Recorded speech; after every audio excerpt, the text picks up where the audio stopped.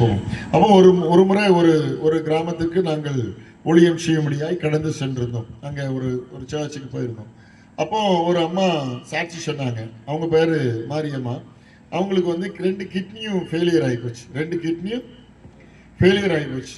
அவங்க திருவனந்தபுரம் ஆஸ்பத்திரியில் போய் இருக்கும்போது அந்த டாக்டர்லாம் சொன்னாங்களாம், கடைசி கட்டம் முடிஞ்சு போச்சு, இனிமேல் இவங்களை இப்படியே உயிரோடயே கொண்டு போயிருங்க.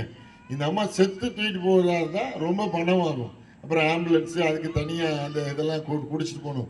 இப்போவே நீங்கள் எழுதிங்க பஸ்லையோ அல்லது கார்லையோ பிடிச்சி எடுத்து கொண்டு போயிருங்கன்னு சொல்லிட்டாங்க.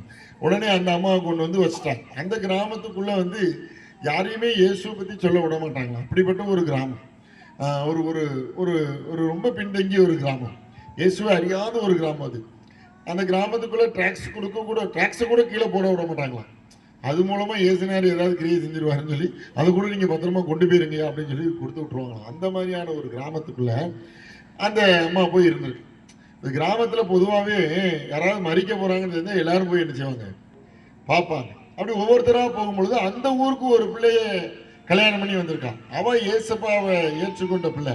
அவளுக்கு அங்கே சர்ச்சை இல்லாதனால ஒவ்வொரு நாளும் அவள் அந்த பைபிளை தூக்கிட்டு அவள் என்ன செய்வாளாம், ஒரு 5-6 கிலோமீட்டர் தள்ளி ஒரு இடத்துல போய் அங்கிட்ட போய் கோயில் படிக்க அங்கே எங்கேயோ போய் ஒரு பெந்தைகோஸ்து சர்ச்சுக்கு அவன் வந்து போயிட்டு வருவாளாம். அப்போ அங்கே எல்லாரும் வந்து பார்த்துட்டு இந்த அம்மாவும் வந்து பார்த்துட்டு போகும்போது அங்கன்னு ஒரு கிளவி இருந்தது.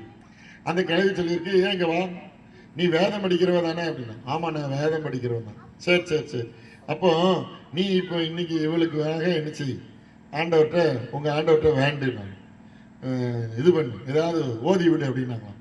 உடனே இந்த அம்மா சொல்லிச்சான், நான்லாம் ஜெபம் பண்ண தெரியாது, எங்கள் பாஸ்டரை கூப்பிட்டு வரேன் அப்படின்னு சொல்லிட்டு இது நேராக வெளியே வந்து ஃபோன் பண்ணியிருக்கு. பாஸ்டர் சொல்லியிருக்காரு, நான் மதுரையில் இருக்கேன், நான் நாளை காலையில் 10 மணிக்கு உங்கள் கிராமத்துக்கு வரேன்னு இருக்கார். உடனே இந்த அம்மா நேராக வந்து அந்த பாட்டியை மாற்ற சொல்லியிருக்கு, எங்கள் பாஸ்டர் நாளை காலையில் 10 மணிக்கு வருவாராம், நாளைக்கு வந்து ஜெபம் பண்ணுவார். எங்கே காலையில் அடக்கத்துக்காக வருவான் அவன், செவம் பண்ணுன்னு சொன்னால் என்னத்தை இந்த பைபிளை தூக்கிட்டு எங்கே நீ டெய்லி வேதம் படிக்க போனியா, உனக்கு இது கூட உனக்கு படிக்க தெரியாதா, நீ இப்போ ஜெபம் பண்ணு அப்படின்னு சொல்லி அந்த பாட்டி பிடிச்சிட்டான். அந்த பாட்டி சொல்லிச்சான், எங்கள் ஊருக்கு பக்கத்தில் இங்கே வருஷம் வருஷம் ஒரு தோட்டத்தில் வந்து சோறு பொங்கி திம்பானுங்க எல்லாம். அவங்க வந்து மைக்க மெகாபோனை வச்சு கத்துவாங்க, இப்படி வியாதியை சுகமாக்குவார் இயேசு, பலவீனத்தை நீக்குவார், அப்படி இப்படின்னு சொல்லி இயேசு வந்து பயங்கர அற்புதம் கொடுப்பாரு, பேயை துரத்துவார், அப்படி இப்படின்னு சொல்லி சொன்னார். அவங்க தான் சொன்னாங்க அப்படி நடக்குன்னு. நீ இப்போ ஜோம் பண்ணி இவளுக்கு 4 பிள்ளைய, இப்போ சின்ன பிள்ளை இவ செத்து போயிட்டான்னா அந்த 4 பிள்ளை யார் வளர்ப்பா, அதனால நீ எப்படியாவது நீ என்ன செய், நீ இப்போ ஜோம் பண்ணி. இந்த பாட்டி கொடுத்த ப்ரெஷரில் இந்த அம்மாவுக்கு என்ன செய்யணும், இது சும்மா விசுவாசியாக போயிட்டு வந்ததுக்கு என்னன்னு தெரியல. கடைசியில் இந்த கிளவி தொல்லை தாங்க முடியாமல் இந்த அம்மா முழங்கால போட்டு ஆண்டவரேன்னு சொல்லி பாஸ்டர் பண்ண பிரசங்கத்தெல்லாம் ஞாபகத்தில் வந்திருக்கு. 12 வருஷம் பெரும்பாடு சரியை சுகப்படுத்தினீங்க ஆண்டவரே, 38 வருஷம் வியாதியில் ஒன்று சுகப்படுத்தினீங்கப்பா, பாடையை தொட்டவுடனே எந்திரிச்சுட்டான்ப்பா, ஒருத்தர் மேலேருந்து கீழே இறக்குனா அதுக்குள்ளே விசுவாசம் ரசிச்சுன்னு சொல்லி இப்படி கேட்ட பிரசங்கத்தை எல்லாம் சொல்லி இந்த மாரியம்மா தொடுங்க அப்படின்னு சொல்லிட்டு இந்த அம்மா நேராக என்ன செஞ்சுச்சு, ஜபத்தை முடிச்சுட்டு வீட்டுக்கு வந்துச்சு. வீட்டுக்கு வருவோம் அந்த அம்மா பிள்ளை திருப்பி பின்னாடி வந்து கூப்பிட்டுருக்கு, என்ன அக்கா வாங்க, இவளுக்கு ஒரே வருத்தட்டும், நம்ம ஜோம் பண்ணோன்னு இது செத்து போச்சு போல அப்படின்னு சொல்லிட்டு, என்னம்மா நீங்கள் வாங்கன்றது. இவன் ஜோம் பண்ணிட்டு போவோம், அந்த அம்மா எந்திரிச்சு ஒரு ஆடு ஆடி பொத்து கீழே விழுந்துச்சான்.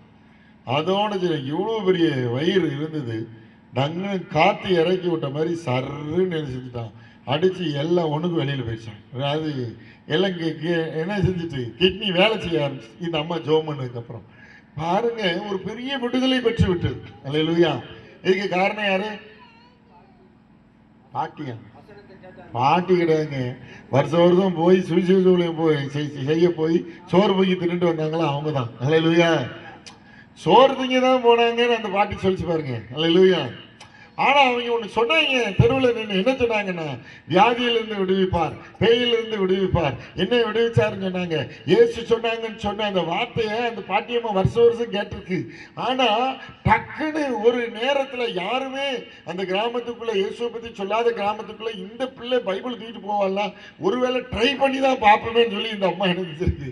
சும்மா விடாமல் கிடந்த அந்த கிளவி கத்திக்கிட்டே இருந்திருக்கு. அதுக்கு தூண்டுகோல் என்ன தெரியுமா, அதான் காரணம்.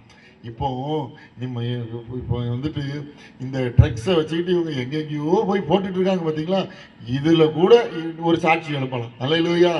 ஏன் அந்த ஒரு வேனை விட்டுட்டு சொன்னானுவாப்பா, 5 பேர் தான் உட்கார்ந்துருந்தானோ, ஆனா கத்துன்னு கத்திக்கிட்டு இருந்தான்ப்பா. அல்லேலூயா. அன்னைக்கு ஒருத்தன் சொன்னா பேய் பேருன்னு, அவங்கிட்ட வேணா கொண்டு போமா? அல்லேலூயா. அவங்க துட்டு வேற கேட்க மாட்டாங்களா? ஆமென். சும்மா பிரியா தான் ஜெபம் பண்ணுவாங்களா? நம்ம அங்கங்க போனா எனத்தையா துட்டை கொடுக்கணும்ப்பா, இப்படி கூட என்ன செய்வாங்க சொல்லுவார்கள். அல்லேலூயா. அதனால எந்த ஒரு மீட்டிங்கும் எந்த ஒரு விஷயம் இருக்கு. அல்லேலூயா. ஏசப்பா ஒரே ஒரு சமாரியா பெண்ணை பார்த்து ஒரு பெண்ணுக்கு தான் சுவிசேஷம் சொன்னார். ஆனா அவளுக்கு பின்னாடி ஊரே ரட்சிக்கப்பட்டுச்சு. சமாரியா ஊரே ரட்சிக்கப்பட்டுச்சு. அல்லேலூயா. அல்லேலூயா. அல்லேலூயா. ஆமென். ஆமென். நம்ம இங்க சொக்கலிங்கபுரத்துல இருந்து நம்ம அந்த அவளை கார்த்திகா வந்தாங்க இங்க ஊழியத்துக்கு. அவ்வளவு அகோரமா அந்த பிள்ளை இங்க வந்து ஆடி விழுந்து கிடந்தான். ஒரு 9 காலுக்கு தூக்கிட்டு வந்திருப்பாங்க. நானும் என் மனைவியும் ஜெபிக்க ஆரம்பிச்சு இங்க ஊழியர்கள்லாம் இருந்தாங்க. அப்படியே ஒரு 11 மணி ஆச்சு. அவங்க கூட ஒரு 10 பேர் வந்தவங்களாம் அப்படியே அங்கங்க படுத்துட்டாங்க எங்க கூடாரத்துல. நான் விடலை, இது போகுதுண்டி விடப்படாது. அல்லேலூயா. அப்படின்னு சொல்லிட்டு ஜெபம் ஜெபம் ஜெபம் பண்ணிக்கிட்டே இருந்தேன். கடைசியில் அதிகாலை 3:30 மணிக்கு டெலிவரி ஆயிடுச்சு. அல்லேலூயா. 3:30 மணிக்கு ஒரு பெரிய விடுதலை அந்த பெண்ணிற்கு ஆகிவிட்டது. அல்லேலூயா. அவன் அடுத்த நாள் சாயங்காலம் அவன் கணவன் கூட எங்க போகணும், வெளி ஊருக்கு அவள் போக வேண்டும். அல்லேலூயா. பாருங்க, இப்படி இருக்க பிள்ளை எப்படி கூட்டு போக முடியும்? நாங்க இல்லை, நாளை இந்நேரத்தில் நீங்கள் அற்புதத்தை காண்பீர்கள். அல்லேலூயா. ஆண்டவர் மேல நம்பிக்கை வச்சுட்டு விடுங்க. அந்த அம்மா கூட சொல்லிச்சு, எங்க அவன் பயங்கரமா கத்த வைக்க ஆய் போயின்னு இருந்தான், எதுக்கும் அசராம நின்று ஜோம் பண்ண. அவங்க சொன்னாங்க, ஐயா பரவாயில்லையா, இவ்வளவு நேரம் ஆகி போச்சு, 12:30 ஆயிட்டு, எனக்கும் தூக்கம் வருது, நீங்க வேணா தூங்குங்கய்யா. தூங்க விடாது. அல்லேலூயா.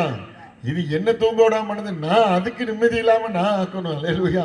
இயேசு எங்களுக்கு கொடுத்த அதிகாரத்தை நாங்கள் பயன்படுத்த வேண்டும் என்று சொல்லி பயன்படுத்தி ஒரு பெரிய விடுதலையை இயேசுப்பா கொடுத்தார். அல்லேலூயா. அல்லேலூயா.